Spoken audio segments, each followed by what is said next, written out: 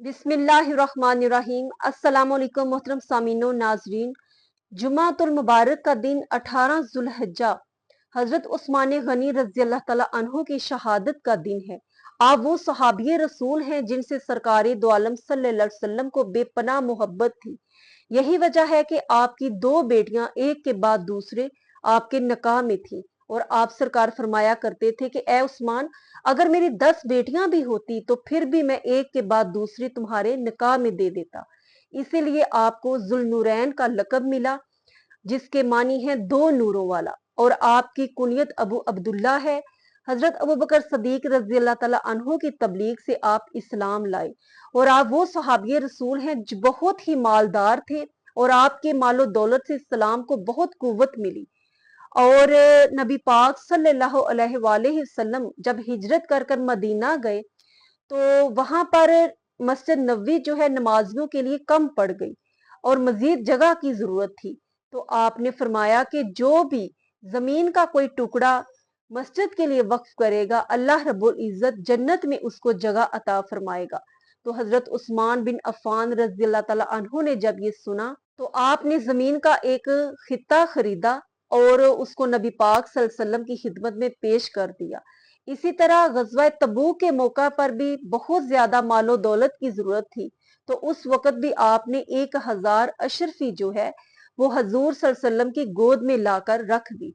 तो सरकारे दो आलम सल्लल्लाहु अलैहि वसल्लम खुश होकर उसको उलटते पलटते और दुआ फरमाई कि कोई भी चीज उस्मान को नुकसान नहीं पहुंचा सकती। इसी तरह बहुत ही कवी सल्तनत रोम का जब मुकाबला था और मुसलमान बेसरो समानी के आलम में थे, तो उस वक़्त भी आपने अपनी खिदमात पेश की। 1000 ऊंट, 70 घोड़े और नकद रकम जो है वो पेश की और 1/3 फौज के जो अखराजात थे वो भी आपने अपने जिम्मा ले लिए। इसी तरह मदीना में मुसलमानों को जब पानी की किल्लत थी तो एक यहूदी था जिसके पास एक मीठे पानी का कुआं था और वही उसका जरिया माश था। तो आपने 18,000 दरम में वो कुआं खरीद कर मुसलमानों के लिए वक्फ कर दिया, जिससे तमाम महाजरीन और हजूर सल्लल्लाहु अलैहि वसल्लम बहुत मुतासर हुए। आज भी वो कुआं बैर रूमा के नाम से जाना जाता है। आज भी जायरीन वहां जाते हैं और फैजयाब होते हैं। और आप वो सहाबी रसूल हैं जो सबसे पहले हाफिज कुरान हैं। नबी पाक सल्लल्लाहु अलैहि वसल्लम के बाद सबसे पहले हाफिज कुरान हजरत उस्मान गनी हैं और आपको जामिया उल कुरान भी कहा जाता है, क्योंकि आपने अपने अहद खिलाफत में कुरान को जमा किया और उसके मुख्तलिफ जो सहीफे हैं मुख्तलिफ ममालिक में आपने तकसीम फरमाई। और आपकी इस माली आनत की वजह से ही आपको गनी का लकब दिया गया।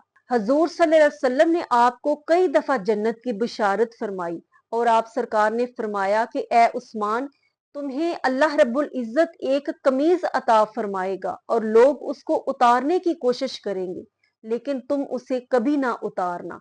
यही वजह है कि लोगों ने आपसे जब आपका आखिरी वक्त खिलाफत था तो लोगों ने आपको खिलाफत से दस्तबरदार होने को कहा तो आपने इनकार कर दिया और हजूर सल्लल्लाहु अलैहि वसल्लम का ये फरमान याद आया और आपने कहा कि कुछ भी हो जाए मैं खिलाफत नहीं छोड़ूंगा।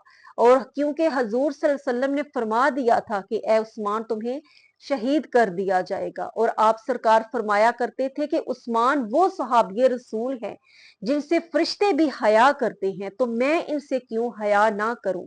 आप कंवारी लड़की से भी ज्यादा हयादार थे। लेकिन आपकी शहादत का जो वाकया है वो बहुत ही दर्दनाक है, जिसको बयान करते हुए सुनते हुए दिल जो है वो खून के आंसू रोता है।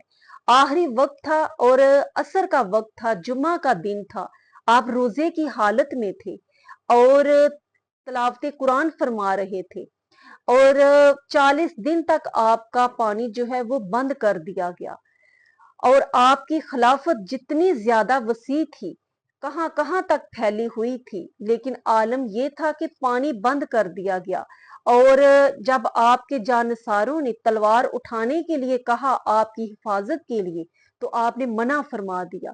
आपने कहा कि मेरे लिए खून का एक कतरा भी मत बहाना, और जो मेरे लिए लड़ाई से बाज रहेगा मैं उस गुलाम को आजाद कर दूंगा। ये आपके आखिरी अल्फाज थे।